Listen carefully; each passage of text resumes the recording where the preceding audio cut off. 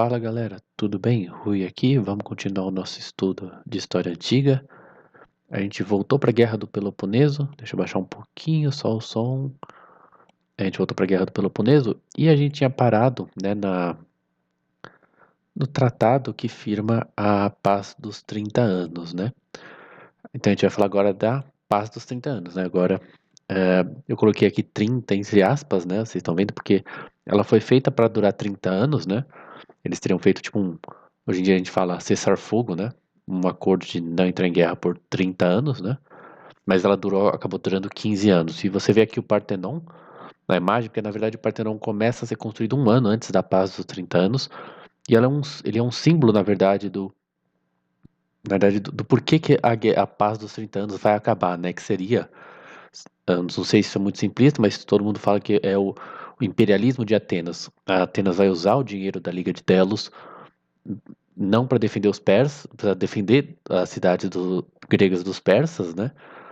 Que era o objetivo, mas vai usar para ficar construindo essas obras como o Partenon. Então é tipo meio que um símbolo de que deturparam a Liga de Delos, digamos assim, né?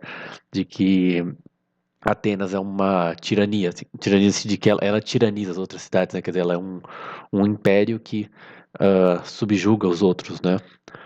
Então, só por curiosidade, eu coloquei aqui as datas, né? A Paz dos 30 anos foi firmada em 446 e eu acho, principalmente, que às vezes a gente não tem uma visão muito clara de qual a relação, por exemplo, disso com a filosofia, né? Para quem gosta. Então eu pedi para o chat GPT colocar o nome de filósofos que estavam vivos nessa época, né? E então apareceu Anaxágoras de Clazomenas, que eu falei para ele não colocar as descrições do que o cara pensava, né? Inclusive a gente já falou de, acho que todos esses aqui, né? Protágoras é o que falava o homem à medida de todas as coisas, né? Empédocles dos quatro elementos, né? Do ódio e do amor, do quente, quente, frio, úmido e seco, né? Anaxágoras, ele era tipo um professor mesmo do Péricles, né? Zenão de Eleia, que é em certo sentido, é o fundador da lógica, né? Dos paradoxos e o ser não pode não ser, né? Ele é meio que o fundador da lógica, ele é esse princípio do ser e do não ser, né? E o Sócrates, que nessa época tem uns 14 anos de idade, né? Quando é firmada a paz dos 30 anos, né? Então, a paz dos 30 anos foi um sinal de exaustão para Atenas. Hoje eu não estou bom com a fala, mas tudo bem, vamos lá. Péricles percebeu que não era possível manter o império de terra e de mar ao mesmo tempo, quer dizer, porque Atenas tinha as várias cidades ali na costa, né? Deveria ter colocado um mapa de quais cidades estavam ali sob o domínio ateniense, né? Mas era um império, sobretudo, marítimo, né? E eles tinha umas duas ou três cidades que estavam uma ali no Peloponeso, a gente falou acho que nos últimos vídeos, uma ali também aberta pro Golfo de Corinto, né? E Esparta ficou brava com esse império de terra, né? Quando era tipo lá longe, Esparta não se importava muito. Mas ali perto deles, não deu certo, né? Então não era possível manter os dois ao mesmo tempo. A população da Ática não era grande o suficiente para lutar contra a Liga do Peloponeso e a Beócia. Vocês lembram também que Atenas está meio que centralizando a frota nela, né? Antes a Liga do Peloponeso, ela tinha várias cidades que podiam ter frotas, né? A gente vai ver uma das últimas cidades que ainda tem uma frota própria, mas Atenas está meio que só pegando dinheiro e ela constrói os navios e faz a frota dela, né? Por isso que é interessante essa questão da população não ser suficiente, né? Porque depende da população da Ática, ela não pode contar muito com a população, ela não quer contar com a população das outras cidades, né? Aí o autor fala assim, achei um pouco estranho, né? Mas eu coloquei, ele diz que isso foi antes dos dias dos mercenários. E por isso o tesouro de Atenas não poderia ajudá-lo, né? Talvez tenha uma época que por algum motivo não tinha muitos mercenários à disposição, né? Então Péricles decidiu manter apenas algumas poucas posições na Grécia, que seria o Império de Terra, né? Isso foi o que Esparta exigiu deles, né?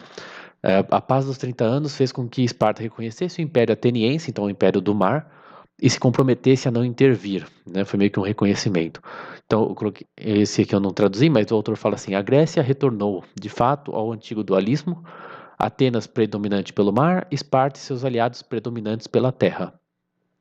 Com Esparta desambiciosa por natureza, e Atenas, meio curada da sua ambição pela adversidade, né? Quer dizer, porque Esparta foi lá e não deixou, né? E chegou a invadir a Ática, né? Acho que no meio tempo eles pararam, né? Negociaram a paz, mas havia uma chance então da paz dos 30 anos, para que a paz dos 30 anos se provasse, é, para que ela merecesse esse nome, né? Mas ela acabou em 15 anos, né? Acho que eu falei, né? Mas então ela durou 15 anos e não 30, né? A Atenas passou a cobrar o tributo completo, então agora entrando aí alguns detalhes durante a paz dos 30 anos. Ela passou a cobrar o tributo completo, é isso que o autor diz, quer dizer, ela começou a cobrar um monte de tributo e usá-lo para fazer melhorias na cidade. A facção aristocrática foi contra, em parte porque seus aliados em outras cidades, que eram aristocratas também, tinham que pagar tributos para fomentar democracias, porque Atenas ia espalhando democracias, né? Então a política de Péricles foi aceita e Tucídides foi ostracizado. Esse não é o Tucídides, porque toda essa história que a gente vê do Peloponeso é contada por Tucídides na Guerra do Peloponeso. Mas esse Tucídides é um outro Tucídides, tá? Que também entra aí na história, que era meio que o líder da facção aristocrática, assim, que não queria que Atenas tivesse essa expansão, cobrasse impostos, né? Em parte porque as outras, ele, como aristocrata, era aliado das outras aristocracias também, das outras cidades. Então ele tinha esse interesse aí também. Então acontece primeiro uma revolta na cidade de Samos, né, que Samos entra em conflito com Mileto, e Samos era aliada de Atenas, que uma dessas aliadas que tinha uma frota própria, né? E Atenas não queria ver Samos fortalecida, então ela entra a favor de Mileto. Então mesmo ela fazendo parte da liga, né? E Samos era tipo uma aliada de Atenas. Os dois tinham que tipo lutar juntos. Atenas acaba entrando do lado de Mileto para enfraquecer Samos. Você vê como tipo é bem uma facada nas costas mesmo assim. Então no final das contas, Atenas derrotou os Samos e estabeleceu uma democracia em Samos, né? Você vê que eles onde tinha ainda uma aristocracia, eles vão lá e botam uma democracia, né? É um império ali que espalha a democracia, né? Corinto é a maior cidade da Liga do Peloponeso após Esparta. E então agora a disputa entre Corinto e Atenas é que vai causar a Guerra do Peloponeso. Que Corinto é uma aliada de Esparta, né, na Liga do Peloponeso. Então esse conflito de Córcira vai começar, vai ter duas inimizades ali, duas disputas entre Corinto e Atenas. Então teve uma colônia de Córcira que não quis, que pediu ajuda para Córcira, né? E hoje em dia acho que chama, em português é Corsíria, né? Mas eu acabei copiando só do inglês e ficou Córcira desse jeito, né? Com Y. Mas ela não quis ajudar uma das colônias dela na Ilíria, que é ali seria nas Balcãs, né? Ah, então uma cidade pediu ajuda para Córcira, Córcira não ajudou, ela foi pediu para Corinto, né?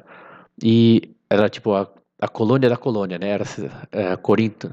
Córcera era uma colônia de Corinto, a colônia de Córcera não conseguiu e foi, né, para não sei como é que se dizia, metrópole da metrópole, não sei, né, para mãe da mãe, né, para avó dela que é Corinto, né? Então o Corinto viu isso uma oportunidade de botar Córcera ali mais debaixo das asas dela, né? Então ambas foram pedir ajudas para Atenas, né? Os emissários chegaram juntos para tentar convencer a Assembleia, com a maiúscula aqui, e aí Corinto falou assim, ó, vamos, eu te ajudo, né?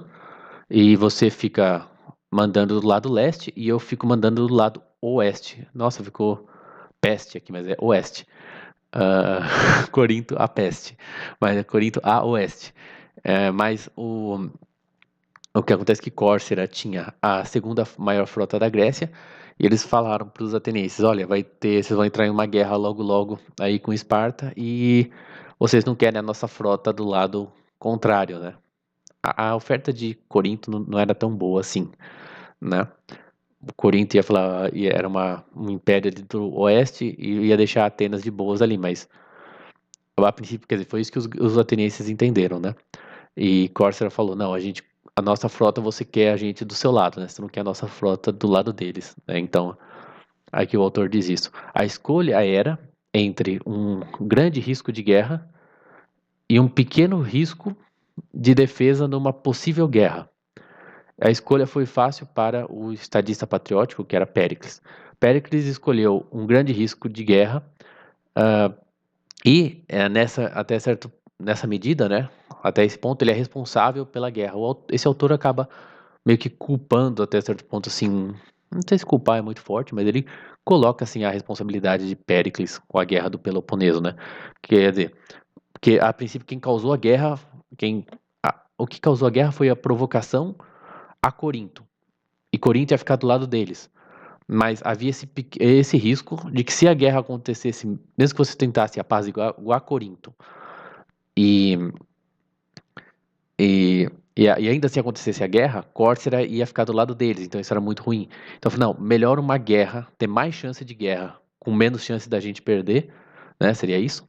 Mais chance de guerra com menos chance da gente perder, do que menos chance de guerra com mais chance da gente perder. Foi meio que esse o cálculo de Péricles, assim, né? Teria sido isso. Aí vem, então esse teria sido o primeiro desacordo com Corinto. Tem o segundo, que é Potideia, que era uma colônia também de Corinto. Eu vou ler aqui, que senão eu me confundo. Atenas havia fundado a cidade de Anfípolis em detrimento de sua aliada Potideia. Essa aliou-se com o rei Pérdicas da Macedônia, que estava insuflando revoltas, né?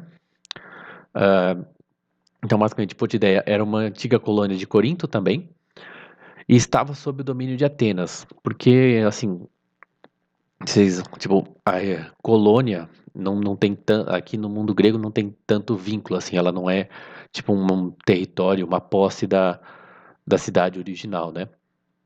Mas, por isso que ela entrou para a Liga de Delos e ficou, tipo, do lado de Atenas. Mas estava cobrando muito imposto, então ela queria, e Atenas fundou essa cidade de Anfípolis, né, que estava meio que competindo com ela, então, eles ficaram bravos com Atenas. Então, Corinto usou-se do privilégio de poder enviar emissários anualmente para Potideia, né? Tipo, tinha a ver com essa relação, provavelmente era meio religiosa também, né? De uma ter sido fundada pela outra, apesar de ser aliada agora de Atenas, né? E ela pegou esses emissários, foram estimulando os caras, né? Dando ideia nos caras para eles se revoltarem contra Atenas. Aí em 433, os atenienses, você vê que faz. A gente falou que era 447 o acordo da paz dos 30 anos, já é 433, então uns 14 anos, né? Os atenienses tinham bons motivos para suspeitar da revolta de Potideia. Eles exigiram a destruição de uma parte da muralha, mas os emissários potideios, eu coloquei assim, eu não sei qual que era o adjetivo, enrolaram eles. Eu queria ter achado uma linguagem melhor, ah, mas eles literalmente ficaram enrolando os caras para dar tempo de conseguir apoio de Esparta por meio de Corinto, né? Eles falaram, não, mano, peraí, vamos ver e tal, mas eles foram, enquanto os outros caras estavam ah, tentando chamar Esparta para entrar na guerra do lado deles, né? Então a expedição foi preparada por Atenas em 432, permitiu montar um cerco antes do inverno e deu pouco tempo para a Liga do Peloponeso, que era desorganizada, preparar uma invasão da Ática, quer dizer, porque geralmente você não fazia as coisas no inverno, né? Você tinha que fazer antes do inverno ou depois do inverno. Então os atenienses agiram rápido e o pessoal foi meio pego de surpresa, assim, não dava, tinha pouco tempo para organizar um contra-ataque, né? Aí, então o autor coloca assim, no outono de 432, hoplitas atenienses estavam atacando uma cidade defendida por voluntários do Peloponeso, liderados por um general coríntio. Esse foi, segundo Tucídides, o segundo agravo que precedeu a guerra. Deve ser livro 1, parágrafo 66, né, da Guerra do Peloponeso, História da Guerra do Peloponeso de Tucídides. Esse sim, o Tucídides historiador, não aquele que foi exilado, né? No momento em que Aristeu partiu de Corinto, esse é o general coríntio que partiu para ajudar a Potideia. Uma de duas coisas era certa: ou Esparta lideraria a Liga do Peloponeso contra Atenas, ou teria de enfrentar a deserção de Corinto, seu aliado mais poderoso, agora profundamente comprometido por salvar Potideia. Havia uma terceira possibilidade, que Atenas abandonasse a tentativa de subjugar Potideia para evitar uma guerra com a Liga do Peloponeso.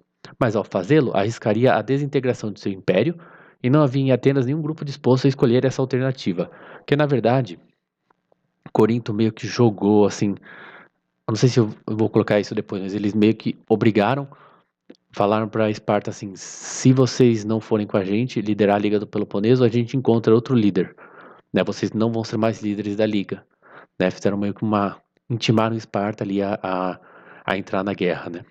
Então, Péricles, então acho que acontece isso, né?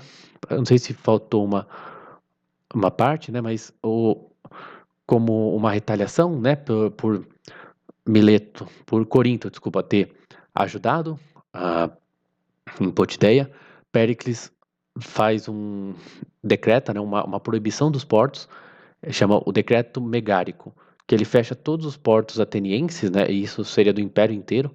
Então o autor diz que seria cerca de 100 portos para os comerciantes de Megara, que também eram da Liga do Peloponeso, talvez uma cidade que era mais comercialmente mais importante da Liga do Peloponeso, que a princípio o conflito foi com Corinto, mas eles proibiram os navios de Megara, né? Mas era da Liga do Peloponeso também. Então Corinto uniu todos os membros da Liga do Peloponeso, que tinham disputas com Atenas para exigir a ação de Esparta, e caso essa não viesse, ameaçaram encontrar outro líder.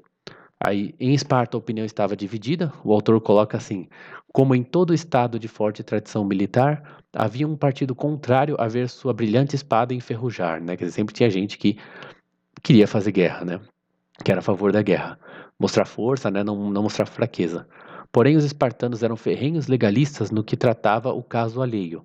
E o rei Arquidamos aconselhava que Atenas não era uma força para ser derrotada em um dia, né, para ser derrotada em pouco tempo, né? E era perigoso deixar uma guerra de herança para os filhos dos espartanos. Então, o partido pró-guerra saiu vencedor. Esparta enviou embaixadas para Atenas, né, exigindo o fim do decreto Mégaro e o fim do cerco de Potidaia. Tucídides atribui a Péricles, né, então agora em Atenas de novo, né, um discurso na Assembleia, que provavelmente é uma mistura de dois discursos, de momentos diferentes, em que ele pede aos atenienses que não cedam à ameaça da força. Aí Atenas já tinha falado de fazer uma arbitragem, né? Quer dizer que, na verdade, se encontra uma terceira cidade para julgar, né? Alguém que vai, como se fosse um juiz, né? Para ver quem que tá certo, né? Então ela fala, não, a gente ofereceu a fazer a procurar alguém para fazer essa arbitragem, né? E enquanto isso a gente vai seguir aqui, né? Do jeito que tá. E aí os diplomatas espartanos voltaram com a resposta e não enviaram mais embaixadas. Aí o autor comenta que era impossível encontrar um árbitro agora, que a Grécia estava dividida entre os dois lados. Então, quem que vai fazer essa arbitragem? Porque todo mundo ou tem interesse em apoiar Atenas ou Esparta, né? Muita gente tem interesse em ser contra Atenas, né? Então Atenas não vai aceitar. E se você vai colocar um cara que é contra Esparta, Esparta não vai aceitar, né? É bem complicado, né?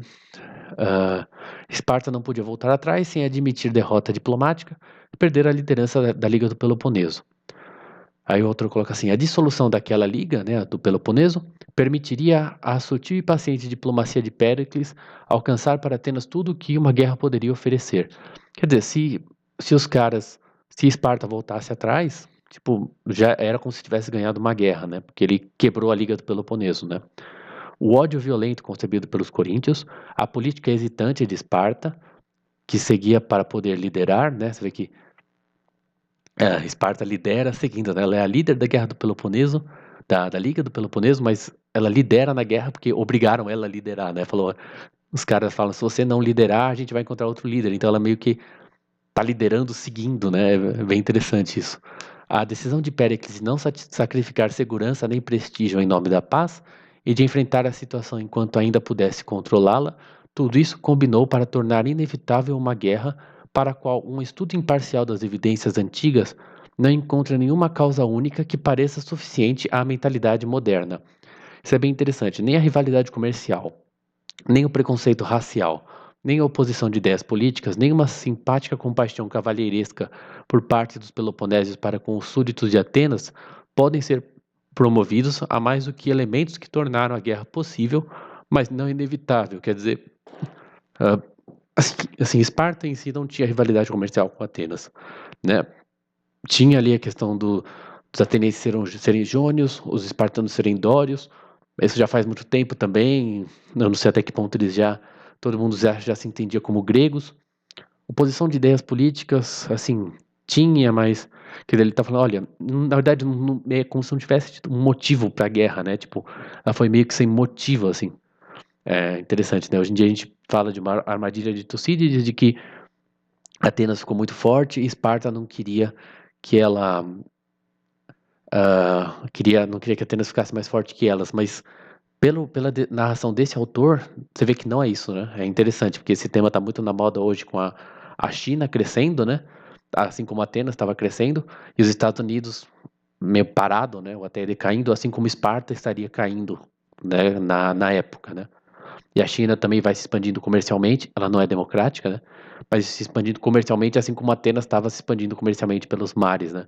Mas a visão desse autor é meio contra isso, é interessante, não era o meu interesse ser nem a favor nem contra essa questão, né? Eu só quero realmente ler alguma coisa a respeito da guerra, né? Mas essas coisas acontecem. A explicação mais verdadeira, escreve de Tucídides, né, no primeiro livro da Guerra do Peloponeso, embora menos presente no que foi dito, considero ser o crescimento do poder dos atenienses. Então, a verdadeira. Então, Tucídides diz isso, que alarmou os lacedemônios e os forçou à guerra. Tem-se apontado com frequência que nem a história dos 10 anos anteriores, nem dos 10 anos posteriores ao início da guerra justificam essa afirmação. Ela parece explicar com mais verdade por que a guerra recomeçou em 413 e terminou como terminou, do que por que começou em 431. Então, quer dizer, beleza, Atenas ficou muito forte, Esparta queria atacar ela. Em 413, mas já tinha uma guerra antes, né? Teve essa tentativa de paz de 30 anos, mas por que ela começou então? Não, desculpa. Por que ela. Isso faz mais sentido em 413 do que nesse momento de 431. 431 onde a gente está, né? Nós estamos em 431. Os 15 anos, mais ou menos, desde 447, 46, né? Então, isso não explica, nesse momento, por que a guerra começou. Isso porque já teve um outro conflito antes, né? Eu estava confundindo. A questão é explicar mais o terceiro do que o segundo, e ainda teve um primeiro antes, né? Então é bem interessante. Eu realmente não tinha pensado, né, de criticar essa ideia de uma armadilha de Tucídides, né? Mas foi o que aconteceu. Na opinião do autor desse texto, ou da Cambridge Ancient History, né? Não eu. Essas palavras foram escritas por Tucídides após a queda de Atenas, quando ele olhava para a guerra arquidâmica, que é essa guerra que vai começar agora, com o fim da Guerra dos 30 Anos, se eu não estou enganado, sob as sombras trágicas da expedição siciliana e da Guerra de Seleuca. Não, a gente vai falar da expedição siciliana, né? Não sei o que é a Guerra de Seleuca. Depois que Alcibíades tornar Atenas mais agressiva e Lisandro tornar Esparta mais determinada. Mas a concepção do historiador de que todo período formava uma unidade lógica dos eventos não é obrigatória para nós, e temos o direito de recorrer de Tucídides do dia seguinte ao Tucídides do dia anterior. Eu não sei o que é exatamente, né? Mas quer dizer, no geral ele está falando, olha, a gente pode rever se realmente foi isso, né? Porque também como ele escreveu um livro com várias, imagina que tenha muita coisa, né, que ele tenha dito, a gente pode pegar, né, às vezes o resumo que ele deu, né, não bate com as partes que ele falou, né? Pode ser isso também. No extrato mais antigo da história de Tucidideia, Tucídides ele transformou num adjetivo, né, na história de Tucídides, sobre o qual se baseia a narrativa anterior, temos um relato dos antecedentes da guerra arquidâmica, que é fiel aos fatos e verdadeiro em relação aos gregos e às guerras gregas daquela época. Homens irados em Corinto não temeram o fogo, homens inteligentes em Atenas brincaram com ele. Uma geração de ressentimentos havia rebaixado o ponto de ignição, e a conflagração tornou-se apenas uma questão de tempo. Então, basicamente, para terminar, né, ele está falando que ah, apesar do Tucídides colocar como causa da guerra, né, esse fortalecimento do poder dos atenienses, a narrativa que ele coloca, né, faz mais sentido. Então, né, seria o que? Seria Corinto, né, o ódio de Corinto, né, Corinto, como é que poderia dizer, coragem, mas, né, talvez imprudência, né, e também e até a provocação ateniense, né, ter gerado esse ressentimento, né, até um ponto em que alguma coisa menor, né, gerou uma guerra gigantesca. Seria isso, galera. Espero que vocês tenham gostado. Lembre-se de curtir, comentar, compartilhar, se inscrever no canal e se puder ajudar a gente no Tipo Ponto aí também. O link está na descrição. Também a referência, que essa é o livro em inglês, né? Mas em todos os vídeos da série, né, tem o link do Tipo Ponto aí para você ajudar a gente. E o link do capítulo, né? Já cai no capítulo certinho, beleza? Muito obrigado, até a próxima. Valeu.